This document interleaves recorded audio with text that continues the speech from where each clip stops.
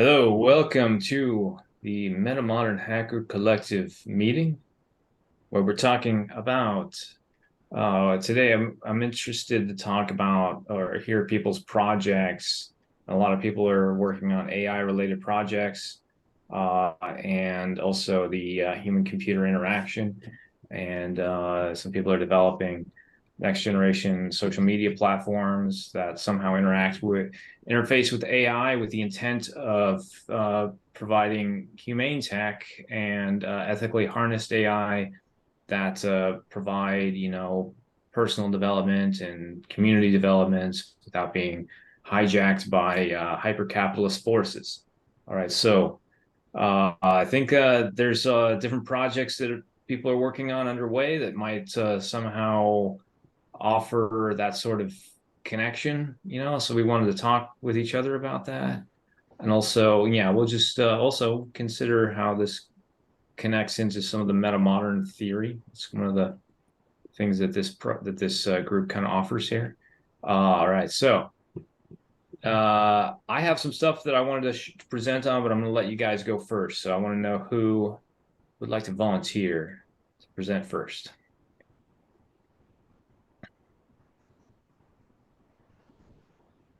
Maybe we hear what where James is at with Wico and everything. I know the Metamodern forum just moved over there. Sure. And yeah, sorry, Lawrence can't make it today. His partner's baby is due and they've just gone to the hospital, so quite exciting. Wow, huh? That is awesome. But otherwise, yeah, he would have loved to be here. Yeah, let me share my screen and give you guys a little update. Is it worth me? I mean, I some of you guys already know about the project. I don't want to take up too much time, so I could just kind of show the new features, or do you want a little bit of an That's extra? probably better. Yeah, because like I think that there's other I'm curious resources about a that people. very basic Yeah. pitch. Maybe you don't have to go too deep, but just like if you Okay. explain the basic idea in 5 sentences, that would be great. All right, yeah, let me share my screen. Okay. So this is in the way here. Okay. Can you guys see this all right? Yeah. Yep. So we're basically building a kind of an alternative social network. So there's, kind of two aspects to it. So one is that we're experimenting with a bunch of new approaches to organizing, exploring and linking together information that isn't currently possible on the kind of the platforms that we're used to at the moment. So we're really interested in collective intelligence and enabling kind of communities to coordinate and work together in ways that aren't so easy to do on the existing platforms. And then another dimension of it is that we were trying to do this as a platform cooperative. So rather than it being kind of a private company owned by a small group of shareholders, we want to make this into a community-owned project that's not only owned by the community, but also governed by the community. So we're working on some kind of interesting decision-making tools.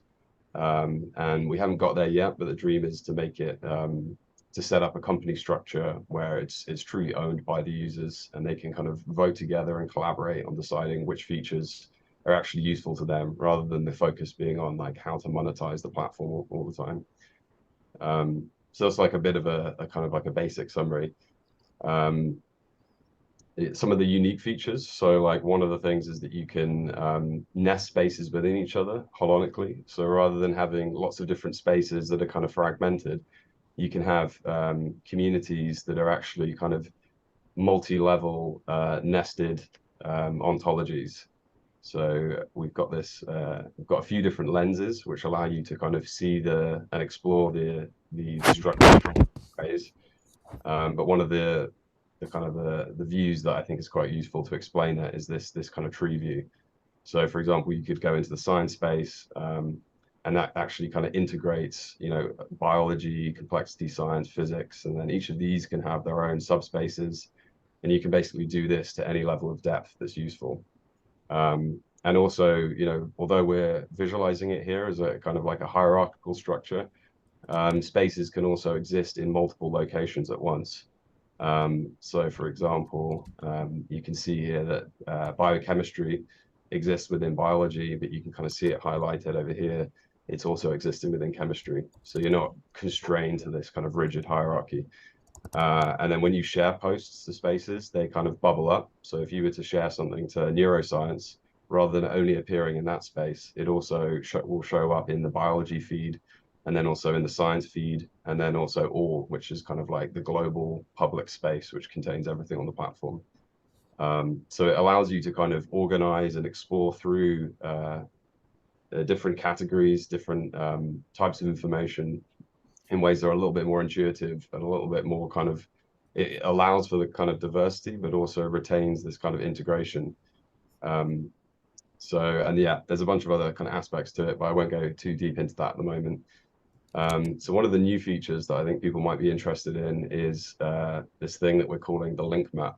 So if I go onto my posts here, on each post, you can kind of, you know, you can like it, you can add comments, you can add ratings, and you can repost. But we've also got this little link map button. And the idea here is like, if I click on this one, for example, it will take you into the link map view. And this is a way that allows people to kind of connect things on the platform to other things. So in this case, it's just posts. So there's like, you have the kind of the center node, which is this post here. And then you have these different other posts, which people have linked to that post. And then you can kind of click around to navigate through this kind of graph view. And you'll notice that some of the links are thicker than others. And that's because you can actually click on the link and then you can like the link. So the idea here is that, you know, if communities were, you know, if there was a large community that was adding lots and lots of links, you could run into this problem of there just being so many links that it becomes kind of overwhelming and difficult to explore.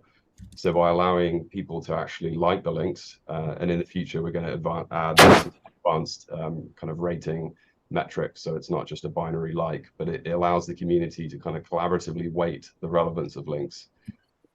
So then we can kind of decide to only show the most relevant links. And then if you want to, you can expand and see more, but rather than being overwhelmed by, you know, an insane amount of links, that's a way of kind of bringing to the surface the most relevant ones.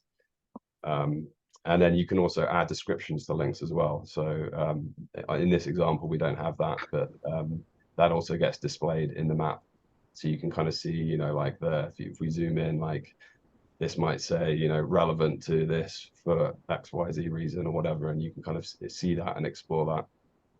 And over on the left, you've kind of got the information about the post that you're on. And as I click around, you'll see that that changes. And then you can also, this is a way to add links to new things. So you could add, you know, if you've got a post ID, you can put that in here, or you can search for the post. If I just type in something random, it will give you a list of, you know, matching posts on the platform. And then if you wanted to kind of like, you know, refine that to just ones by like Lawrence, for example, you can put in LCC, select that, and it kind of refines the selection. And then you can, you know, select the one you want, add a little description of why it's relevant to that post, and then you can just create links on the fly like that.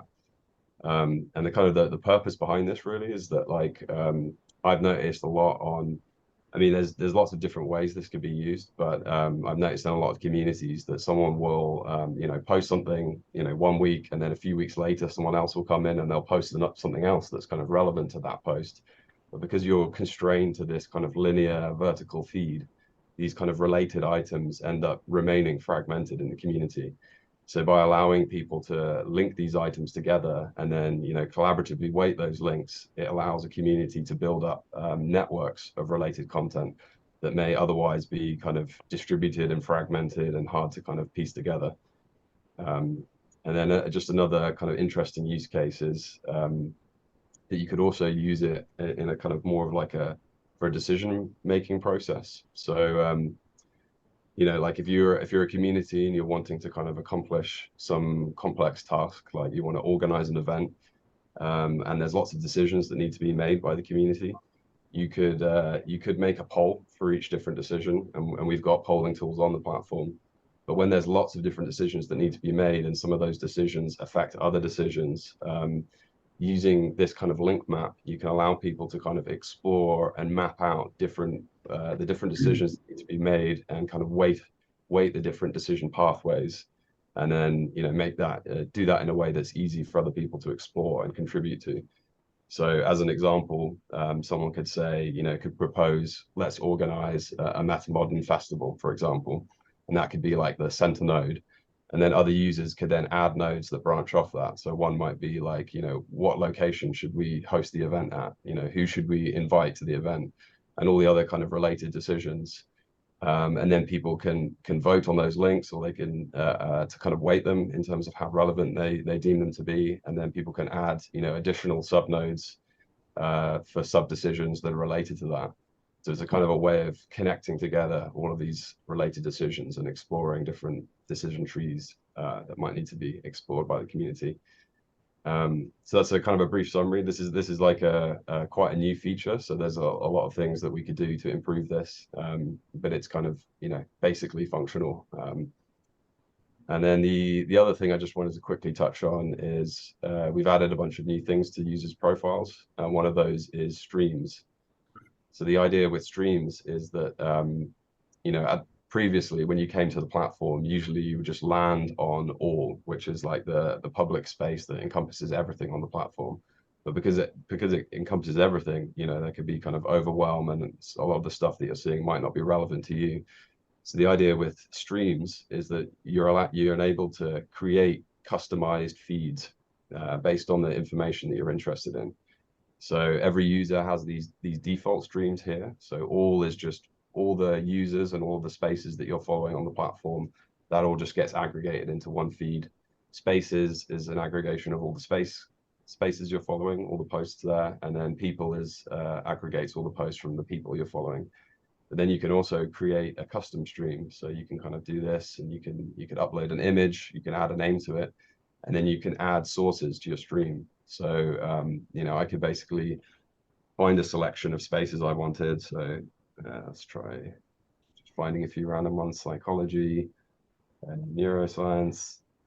And then similarly, if there were some users that were relevant to that, you could add that. And then basically, once you create that stream, that becomes a customized feed, and you can create as many of these as you want. So you could create a custom stream that's based on the types of AI information you might be wanting to follow, or you could do one for a particular group of friends or thinkers that you're interested in.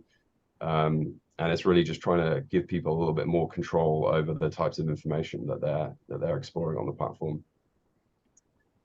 So yeah, those are the two main updates. There's a few other little things, like we've added this following section, so you can see the people and spaces you're following and explore through those.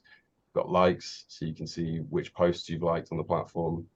And then we've added some new settings. So it's now possible to just some basic stuff. So you can, for example, disable emails. So instead of getting pinged an email every time someone likes your post or comments, that doesn't go into your inbox, but you'll still get a notification on the platform.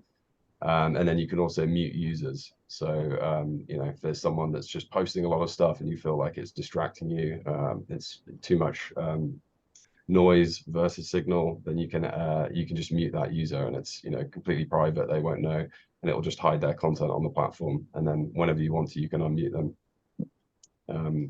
But yeah, I'll stop there. There's like a bunch of other little things, but I don't want to take up too much time. So yeah, thanks for your attention.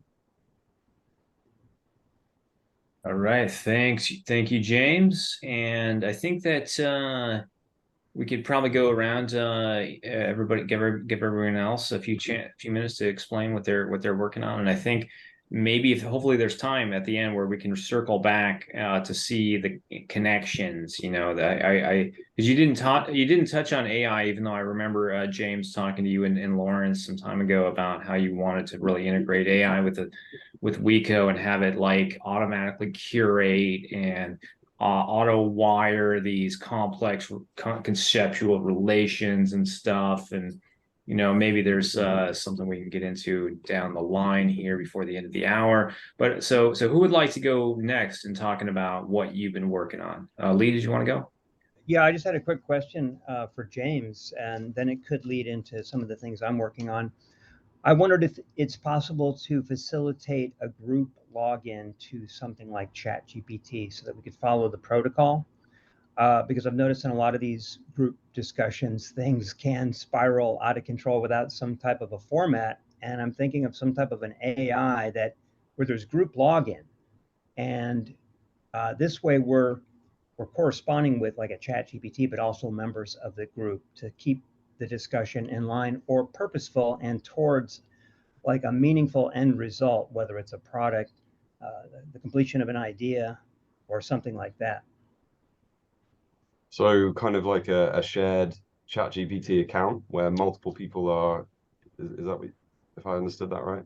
Yeah, that or or the placement of some type of a bot or prompt that we're interacting with as a group. Hmm. It seems like that should be possible. And Lee, I think what you're talking about is like, okay, integrating AI to filter it out, and also, okay, to kind of automatically police the system, or kind of referee these interactions, and also maximize, like, foreground the signal and background the noise. So I think that James and Lawrence were talking about certain things kind of related to that. I don't think you would implement it through a chat GPT connection. There's a lot of other AI systems that could probably be integrated somehow, and that was what I'm interested in. Anyways, if you want to, either of you guys want to comment on that or whatever. Yeah, so I mean, we haven't got any AI integrations yet, but it's something that me and Lawrence have discussed a bunch. And one of the ideas we played around with was that each user, once they sign in, would have like a little kind of personalized bot that would just be there to kind of help them as they're exploring the platform. But I do like this idea of a sort of a community AI as well, that's in service to the group. And yeah, I think there's potentially a lot, that could be done there. But it's Yeah, not something to implement like now. a non-partial referee, on the field who people can't really get mad at personally. That way it kind of keeps things civilized. Um, Along these lines, I'll just quickly share a couple things I'm working on. I'm a proud member of the Precariat, so I'm working on a lot of these, what I consider meaningful things that don't necessarily result in income. But I do have a couple of paying clients now who are hiring me to do prompt engineering work, like in the field of psychology, an EFT bot, for this type of therapy. I've got an educational bot that I'm doing where students launch this interactive geopolitical game called Global Challenge by running 3 prompts. People don't understand it well enough to use it yet, so I'm going to have to now go into the explanation of things like with a series of videos. But the thing I'm really excited about, and I may be working with this company called Alterflow in creating what I call a content singularity, whereby information goes, it's led through these prompts, whether it's from a website or educational content, whatever it is, until it eventually reaches an audience. The audience then gives analytics and feedback, which then goes to another prompt, which asks to find better content or only produce that content which resonated with the audience, which is then fed back into the system to create all new website content, books, educational material, etc. And the theory is that if you run this cycle enough times, you get what I would just call a content singularity, where whatever you're producing exactly matches what that audience wants to hear in the way that they want to hear it and in the way that they understand it. So it's a simplifying language. Now, I don't know if this company will be able to produce this and how long this will take, but it's something I'm interested in producing so that we get better communication. We're able to clearly have people understand our ideas in ways that they process information, in leading to better sense making. I'd do a demo for you right now, but I don't have anything ready to show you other than just a slideshow of a diagram, but it would just be the same thing that I explained. Yeah, it sounds like there's like similar to what I was talking about, how like AI could foreground the signal and background the noise. in or boil down the content into what you want, what is most relevant and salient to you, and also with groups of people, in the context of communication. So yeah, and I think it would be cool to somehow build that into Weco. A lot of what James was showing a few minutes ago was like, okay, where you would a lot of it would take kind of manual work, a lot of manual work to wire that up. And I think some people want to do that, but then it would actually be even cooler if a lot of that was auto wired, and then you could really actually, foreground that signal. Well, if you think about it, this could revolutionize textbooks, and having websites update themselves automatically over time so that we are matching how people read and process information.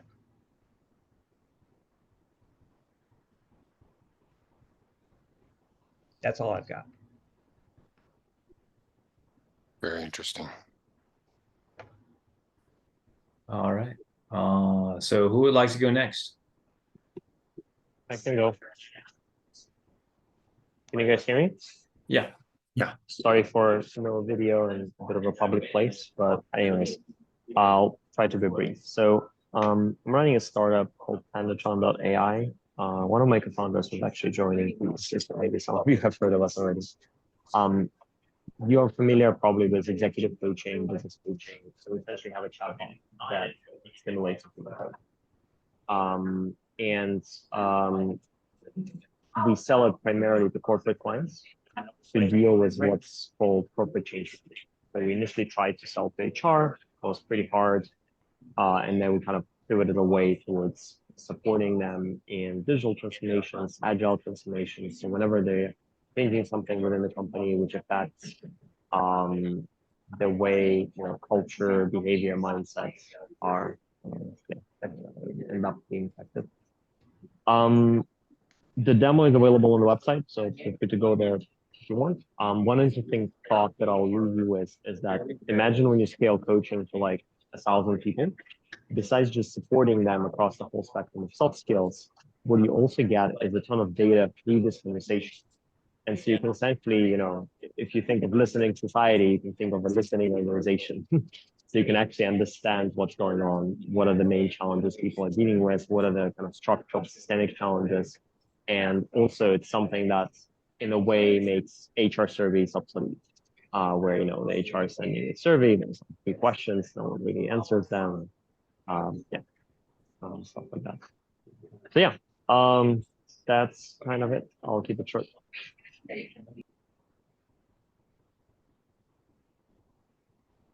All right.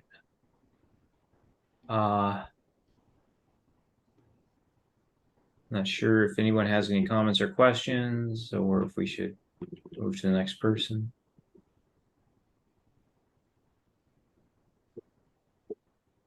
Okay, so who would like to go next then? I'll go. Kind of back to the group thing, and really interesting hearing more about Weco, James. So I'm just in the beginning stages of putting this together. My idea is basically to use AI, namely large language models, to design goal-based discussion groups. So the goals could be, anything. But so, for example, on the Weco platform, who, based on the goal you set, who would be best to be in that discussion group, and what discussion group methodologies would be best. So you'd have a database of, all the potential speakers and, what they've done, their experience, their ability to interact in different discussion group structures, and basically come up with a probability if I include these people using these discussion group methodologies or mix of methodologies to create new methodologies, what's the probability that we can reach the goals set for this discussion. And that's basically it. Most of the tech stack, I think, is out there, foundational models, scraping, and embedding vector database, or multiple databases for this, LangChain for orchestration and other tools. All the parts seem to be out there. So that's where I'm at right now.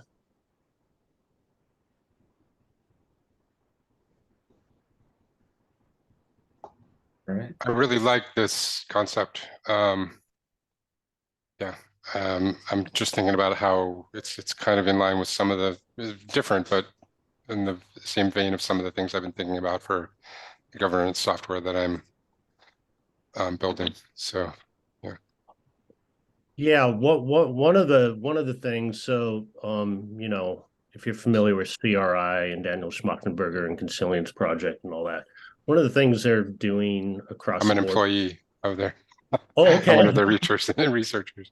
Then you know about yellow teaming and Yeah. and so I've been thinking about how to apply this to, in cybersecurity, you have red teaming, blue teaming, purple teaming when put them together, and creating relevant groups to go through the teaming process, and then expanding that out to yellow teaming or yellow teaming plus blue teaming. Also, further down the line, even using GANs, generative adversarial networks, as aids in the discussion group. So you could do like real life simulations. So GANs are used. One of their uses right now is to produce photorealistic pictures. So you basically have two different models. You have a generator model and the other model that they basically are in an adversarial relationship converging on a solution, and that solution for that problem is come up with the best picture possible. You could also apply that concept to gaming between purple teams, yellow teams, and just get some simulation going in the discussion group. So there's a lot of possibilities here. Further, this could be applied right away to education. You want discussion groups in education, whether it's at the classroom, local level, national level, governance, policy. There's a lot of possibilities, which also means there's a possibility of grant funding. So this would be, you'd have some kind of the large language model would scrape together a database or would have access, would be trained on a database of basically everybody in the world who has contributed in some field or what their area of expertise is. And then whenever there's like some kind of a question at hand, it would sort of pull up a list of the people who would be, this would be the right blue team, this would be the right red team, this would be the right yellow team. Correct. Yeah, that would be amazing. Yeah, It'd be really good. And I think it's possible. I think the tools are there right now. Mm-hmm. Yeah, this is a problem that I'm trying to solve as well. Like, how do we get the right people in the room? Mm-hmm. How do we empower the right people to do the job that they are, suited to do? Right. Ask the right questions, have the right conversations, even to be having those kind of debates being televised or being like YouTube posted and etc. Yeah. Right. Well, one of the amazing things about large language models and how, a vector database is quite different than, normal databases. So it's really looking at, for language, for example, it's looking at all the semantic relationships between words and phrases and everything else. So it's really, a vector database is really about relationships. And when you expand on that a little bit, it could be relationships between anything. So, you start thinking about relationships between different speakers to the subjects, different group discussion methodologies. You have roundtable, six hats. You have all kinds of different possible group methodologies that if converged with the right set of speakers and, applied to whatever goal that discussion group you've set for it, I mean, yeah. And as these things run, you're getting the feedback of how well they actually worked, compared to the prediction of how well it would work. That feeds back into the database. So, you're always converging on this working better and better as it learns. As when Kevin was part of 4B a few months ago, we were working on this other system. We had met with Kevin had organized a meeting with this group called ECOFO. What was the name of the group? ECOFO, yeah. Where it's like a guided Zoom type call, and they had like preset prompts and things like that. And actually, what Lee was talking about kind of had stimulated my thought about that as well. But kind of connecting those two trains of thought would be like Lee's version of a moderator for this type of call who could not only sort of track the progress, but also be like a secretary to give a summary of the call, and even like in the case of 4B, sort of say, it sounds like you guys are proposing, to do this or that. How does this look as a proposal? Should I submit this to the database, whatever. And so that would be like the underlying structure of the meeting, the management of the meeting. But then the who is in the meeting would be informed by the LLM that does that kind of thing. So I'm really, this is just great. I mean, this is, yeah, I don't know how to do this, and I'm still just trying to, get the database to properly vote and, like for the chat system to work. So, yeah, I'm very excited by these ideas. Yeah. Thank you. Yeah. Yeah. Oh, I'm sorry. Respond to Sam, and then I have a question. Yes. Oh, I was wondering, where are you? What do you need? Do you see anything blocking your progress? So I'm doing all the groundwork initially myself using AI. I'm learning stuff I don't know. I am not a developer, but I am learning a lot about, AI tech stacks and everything else. So I do have a background in physics, mathematics, and, a little bit of coding and a bunch of other stuff. So, it's just a matter of learning curves. So, what I need to work with is an actual AI developer, who can really do this stuff. I could probably do it over time, but yeah. Someone who actually is familiar with the the tech stacks, is particularly the latest LLM tech stacks, LangChain and all that kind of stuff. Okay, thank you. Yeah. I wanted to make sure you guys also had a chance to go and talk about what you were doing. So I think we heard a little bit, Sam, in your kind of questions Q&A, talking about a little bit getting into what you were doing, maybe in conjunction with what Kevin was doing or is doing. So I just wanted to give you guys an opportunity to talk about more about what you're doing there. I'll just give a quick summary. Yeah. So basically, 4B is this project I'm working on. It's it's a liquid democracy platform, more or less, and we're trying to make it as like kind of social media like as we can. In other words, a place where people can have conversations and make proposals at various levels from the world to, their country, their state, their city, their, neighborhood, and also use it in their businesses and communities and whatever else. So friend circles, families, whatever. So it's basically like a decision-making platform, governance type platform. And yeah, we paired up with a group in Sweden that's building a liquid democracy platform. So we're using their backend, and we've had a designer build a really great front end. I had, so that's front end is pretty much built. We're just waiting. I just finally got some money in for paying the the Swedish group to kind of redevelop their back end. So actually, so that's exciting. And actually, Consilience Research Institute is going to pay for some of that development, which is really exciting. Now that I've been working with them for a few months, they're going to do some of that. So that's good. And yeah, that's it. I mean, it's polls, ranked choice score, and approval voting, and sense making polls like reasons for or against, and blah blah blah. So it's yeah, that kind of stuff. And delegation, of course. So different schemas for delegation. And so you can delegate based on just kind of like looking through people's resumes, like searching the members on the platform and seeing what their specialties are. And people can sort of self announce as experts in various topics, and they can get kind of bumped up through a third party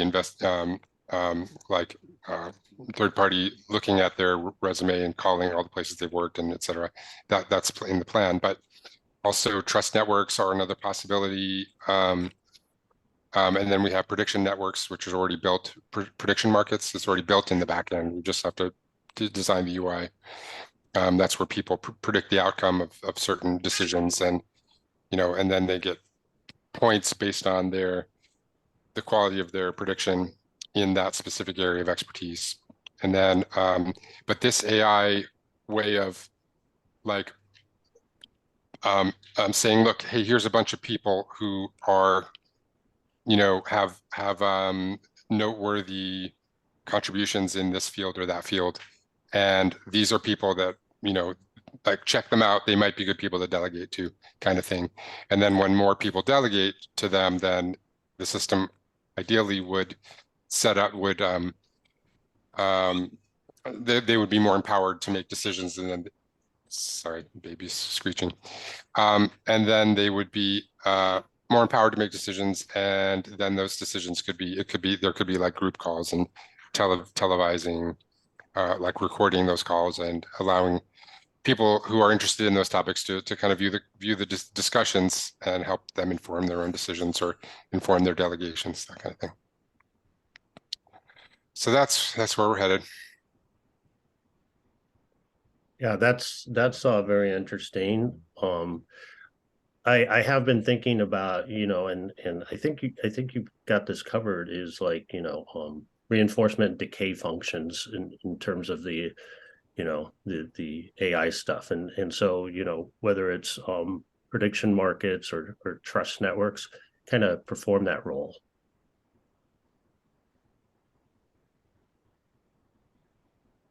All right, Gavin, you have your hand up.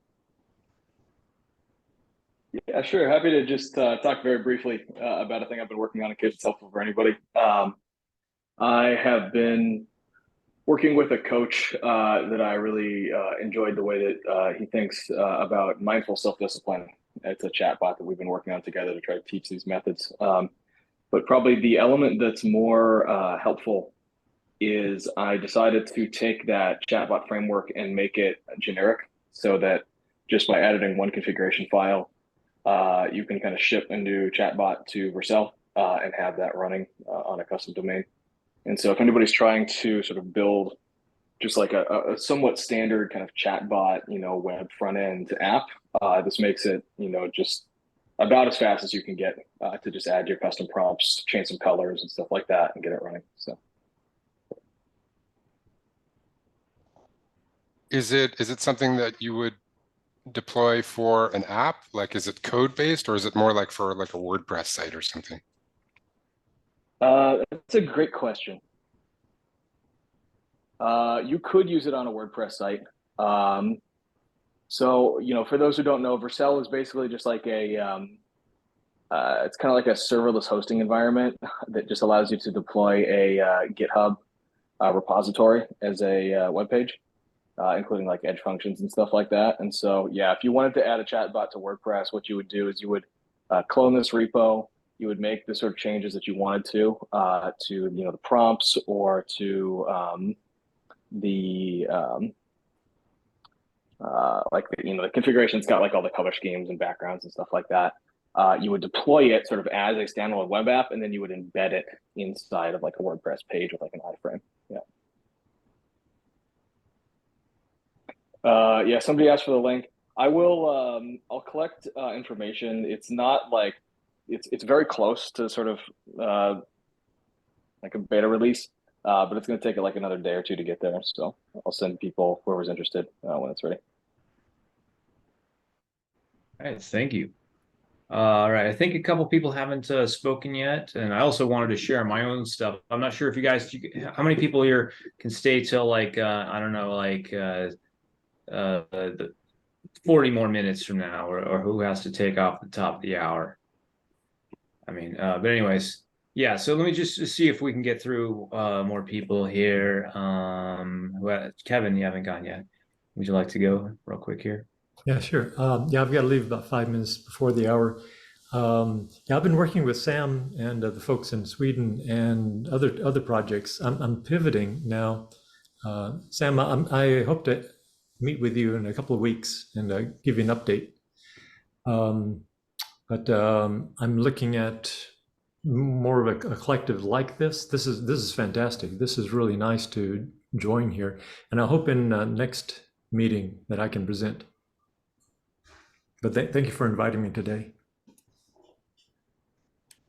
All right, and actually, so I'm gonna see if I can squeeze in a presentation here, hopefully with the people who are available. But I want to let everybody else go first. But I also wanted to mention real quick that I'm going to be presenting the same thing with Kevin's on a week from Friday at Kevin's Builders Guild in Emergent Commons. So you guys are maybe members of Emergent Commons. You can see in the Builders Guild we have something on the calendar. So, and I do want to present some of that here today, but I'm going to want to make sure I get everybody else. Bernard, I think you haven't gone yet. If you wanted to present something for a few minutes here. No, I just said in the chat I have to jump out, but you can skip me for today. So please go ahead, use the time. All right. Well, I think that might be the last person aside from myself. Then let me just go ahead and present. Yeah, just a second here. So here's some cool stuff I wanted to show you guys. First of all, maybe some of you guys saw that I wrote an article that was published to the Emerge a few weeks ago about the taxonomy of survival, and then there's a longer form of that that I personally published to my my own Medium article. And so what I want to share here is, just a second, what I want to share is that there is a so with that, it's like, how do we classify projects that are trying to address the meta crisis? Because it's easy enough for anyone to say, you know, my little thing here, okay, I don't know, cleaning up trash on the sidewalk addresses the meta crisis, and that's great. But like, okay, so if we are trying to develop an economy and get like actual resources into these projects, you know, like for example, with the Gitcoin grant round that happened a few months ago, and we're going to do another one that is specifically for projects that are trying to address the meta crisis. There should be a filter on that. There should be a way of seeing, okay, how are we actually doing that? It's not just, you know, anything for the public benefit in a narrow slice of whatever, you know, helping people in your local neighborhood. That's great. It doesn't really address the meta crisis in any meaningful way. So I wanted to see, what is that? What I did was I started from a few things. Okay, there's that diagram, that graphic, the potentialism graphic, which a lot of you guys saw that. And I suppose I might be able to pull it up here. Is this here? Oh no, that's not it. I'm sorry. There was the graphic that was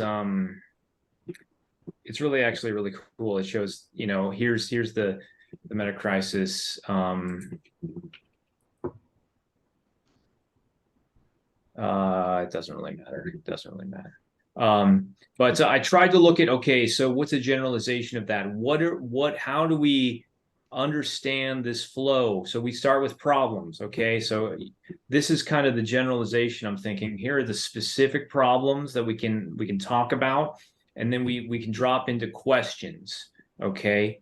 And then we can get into core topics, which to build this core topics, I started with Jonathan Rowson's 10 Flavors of the Meta Crisis, and then also Zach Stein's article, Education is the Meta Crisis.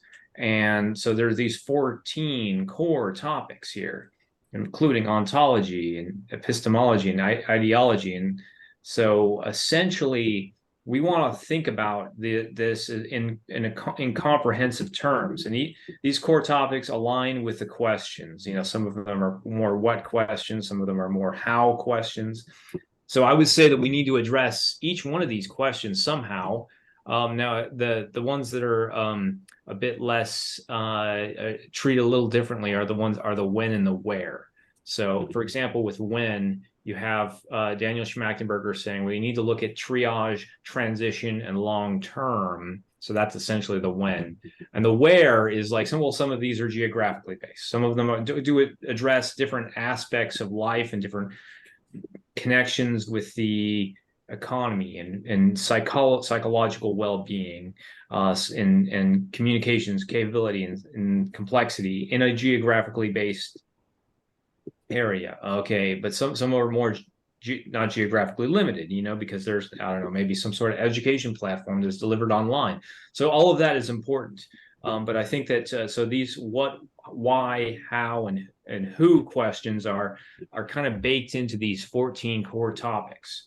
And then there's considerations, and these considerations are also things that we can more clearly talk about, more easily talk about, rather than with the meta crisis being more of like a hyper object where we can really only grasp some smaller slice of it, you know, because it's so complex and so ever changing. But we can talk about things like social media. We can talk about artificial intelligence, and human nature. And okay, so getting into the generator functions is really important, because with these generator functions like multipolar traps and arms races and exponential tech, they tend to make things worse. And we need to look at the game theory dynamics of how things become worse over time, or how there are, you know, even benevolent actors get swamped through these dynamics. And we try to design the rules of the game so that things can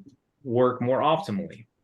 And that's important for any project that is trying to address the meta crisis, to look at all of these factors, look at generator functions, and try to work on wise solutions. So I want to, this is a decision point here. What solutions do we choose? Because a lot of people seem to be choosing things like populism in politics, or, you know, techno optimism, like technology will solve all our problems, you know.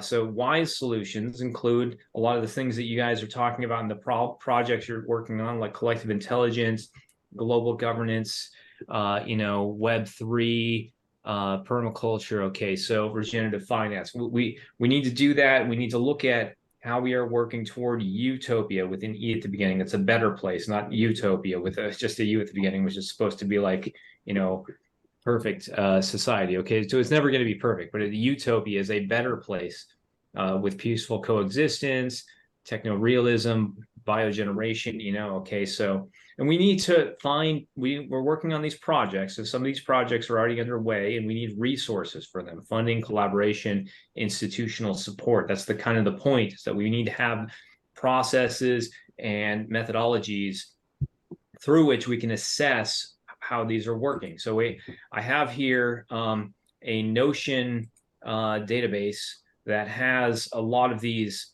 So this essentially came from kind of scraping podcasts, mostly with Daniel Schmachtenberger, and then looking at that, like different aspects of life from among these concepts. And you know, so where one thing Daniel Schmachtenberger was talking about, infrastructure, social structure, superstructure.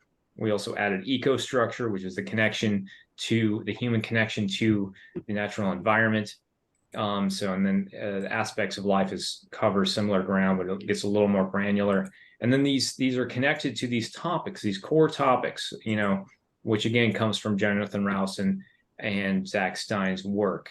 So we have that wired up so we can kind of see what are we doing. And so I have, problems, generator functions, a lot of this stuff. All right. So the idea is someone comes up with a project, they explain what it is, and then we could try to use some sort of a generative AI to parse it, to look at what are they doing? What processes are they using? And how are they addressing, how are they being mindful of generator functions? And how can we try to use this to see how broad-based, how many different aspects of life and how many of these core topics are they really being mindful of and addressing? How are they looking at these questions of what, where, why, when, how, who? And if they are being the more diverse and comprehensive they are in looking at those considerations, we would give them some sort of score to say, this is how effective we think it would be in their project. So not some parochial, addressing something happening in my backyard here is really, addressing the meta crisis, but the ones that would get the projects proposals that are more, honestly, genuinely positioned to address the meta crisis more comprehensively would get a higher score, and we would be able to have that visibility, that transparency into how that score is generated. If you guys kind of get the point of what I'm talking about there, so that I think would give funders more, they would recognize that we have that capability, to actually, yes. I have to run, but I'm wondering if you could kind of create a little video about this, and Well, I'll we're going to see do if I that can... when I present for Kevin's Builders Guild. We're going to record the whole thing. It's going to be all based on. It's probably going to be an hour long there too, rather than Okay. just a real quick run here. What I'm wondering is if you can make a super efficient summary. Like Schmachtenberger is impossible to I was reach. trying to do that just now. It might not have been coherent. So that was essentially, we're going to have the hour-long version that we're going to record with Kevin a week from Friday. And then I was just trying to do the super quick version just now. Well, what I would suggest is to write a script, and and really follow the script and just really, keep it concise. Like if you can keep it down to like under 10 minutes or something. Yeah, 3 minutes would be great. Like if you can make a 3-minute version, a 10 or 15-minute version, something like that. I did actually write a 3-minute version for the write up for Kevin's. Okay. And it's on Emerging Commons. It should be in the event page there. I'm not sure if it's going to be coherent. When we're talking about the meta crisis, it's not easy to fit everything. I mean, I don't want to downgrade or oversimplify the whole thing, Okay, I see here taxonomy, survival, and meta crisis flow diagram. Yeah. Okay, I'll check those out. I'll run those by my team leader and see if he thinks it's something that Schmachtenberger would be interested or have the time to look at. Yeah, actually, and in fact, so I've already been trying to get some time to talk to Zach Stein about this. He was interested to join. Like, actually, he couldn't make it last Friday when we were all doing this within metacrisis.xyz, but this is my personal project within metacrisis.xyz. Zach Stein has already looked into, okay, how can we coordinate between CRI and metacrisis.xyz? And I've already told Zach I wanted to present this to him or other people at CRI personally. And I'm offering this to be, essentially something that CRI can take on, because I'm not yet getting any funding for this with metacrisis.xyz. Although essentially this is one of the things we're trying to do, is to use, Gitcoin and crypto to fund projects. But it's definitely, because I'm getting meta on top of that, I'm not yet in a position to get anything really. Actually, Yeah, I tried to on the last Gitcoin grant round. I made like I got like $100, you know, and that's not a Yeah. whole lot. Yeah, I applied as well.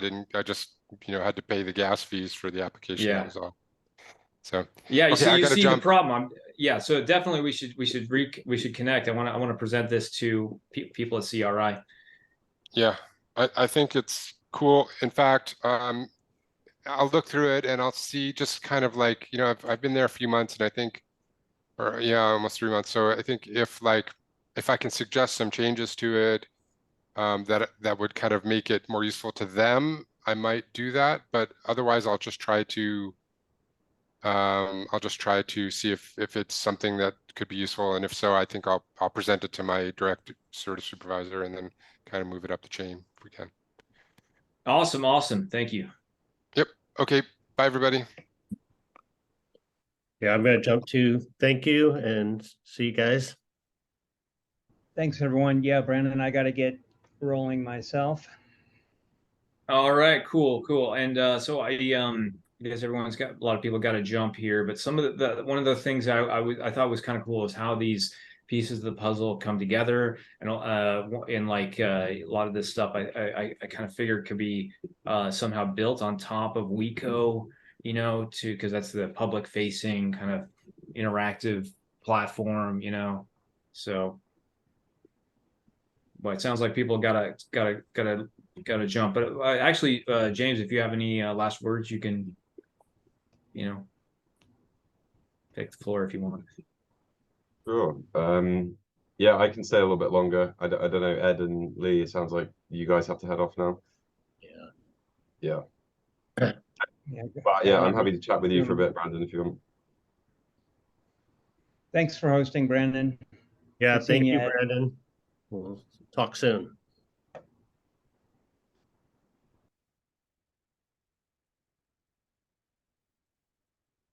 Yeah, so for me, the only thought that was kind of coming up was, I really like this idea of using AI to kind of, group people together, around different subjects, and to kind of, I think there's a lot of value in that. I'm also quite interested in, like, I guess maybe I'm just biased a bit because this is the angle that I've been coming from, but more focusing on like human collective intelligence at accomplishing these tasks. And I think ultimately, it's going to be a synthesis that's the best option.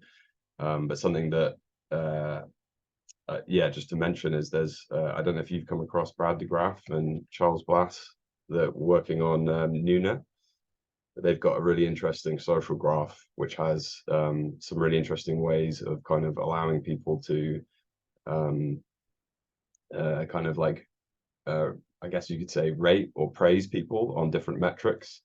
So as a community, you could kind of, I could mark you as like having specialties in certain areas, and someone else on different areas, and you can kind of aggregate all of these different ratings. And then that could be, even without using AI, that could be a really good way of just figuring out in the community, like based on everyone's perspectives, kind of mesh together, like who are the people that have the most insight or skills or expertise in specific areas, and then maybe using AI on top of that to then, auto kind of like group them together. And that could just be, yeah, I don't know, that came to mind as an interesting kind of synthesis of human collective intelligence with AI.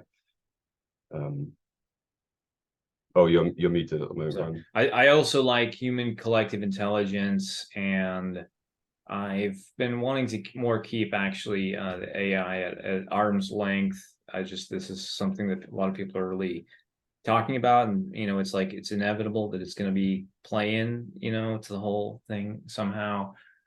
So that it's just like, okay, so one thing I was thinking is that, yeah, so like to augment the human collective intelligence, and also to use AI in a way that can encourage people to get more involved with Weco. So you have all these awesome tools, and it's not yet where people are really spending a lot of time there. So that's like, how could it enhance what you guys are doing and offer that sort of encouragement for people to really put in the time there, you know, and the effort and the interest. Mhm. Yeah, we're just at the moment, I'm just about to start working on some kind of introductory videos to kind of explain, you know, just like short 2-3 minute videos explaining each of the different features, and then a kind of a summary, because I feel like that's one of our challenges at the moment is we haven't got a great kind of onboarding experience. But once that's in place, then we're planning to start doing some outreach, you know, targeting it to some communities on Reddit and stuff. And yeah, I'll be interested to see how that goes. Yeah, one thing that actually came to mind when you were doing your presentation is this idea of a wizard, which is something I worked on with when a few years ago, I was with making a product for Dell, and we had realized eventually that there are so many features that you have to like go into the settings and say, oh, this is the way I want that. And you know, so a lot of people don't know that. So like when they first log in, it says, oh, hey, here are some cool features that you might want to think about on how you would like things to be. And then you, oh, well, and then next, oh yeah, I want this and this, or you could just say cancel, I don't care, just go with the defaults, you know. So if they are presented with that up front. Mhm. Yeah, this is one of those things where I think, you know, in the future, having some kind of personalized AI bot that was kind of like a little helper on the platform could be really useful. I mean, me and Lawrence have talked about the idea of like when you sign up, having the option to kind of do some kind of fill in some survey or just add some bits of information about, you know, where you're coming from, what you're trying to get from the platform. And then, like you said, immediately there could be suggestions, there could be customization that kind of like draws you and points you in the right directions, and you know, customizes the experience a little bit more. And yeah, just one other thought that came to mind was like I really like the kind of mind map diagram that you've done, and something that I would love to see in the future is like tools to enable communities to collaboratively build these mind maps together, which is it's difficult to do because, you know, if you've got 100 people all adding stuff to a mind map, it can just very quickly become, you know, so complex and so messy that it's unhelpful. And so in some cases, having someone like yourself just do that work, you know, synthesize the ideas and lay them out, is really useful. But you know, this is the kind of direction that we're going in with this link map that allows this kind of collaborative knowledge maps to evolve through different people's interactions. But yeah, I think in the future that would be really cool if people could kind of collaboratively map out the meta crisis, like what are the different areas, and you know, everyone be kind of like voting and putting their, you know, adding their bits of insight, and then synthesizing all of those contributions, and taking into account, you know, things like people's specialties in different areas and using that to kind of weight, you know, the inputs, so that we could, you know, collaboratively map out, you know, this kind of stuff, and then have the maps evolve over time as new information comes in, new insights come in. All right. Yeah. Well, I would love to be involved with that or any project that. Oh, hey, Nick Gustav's joining. He actually.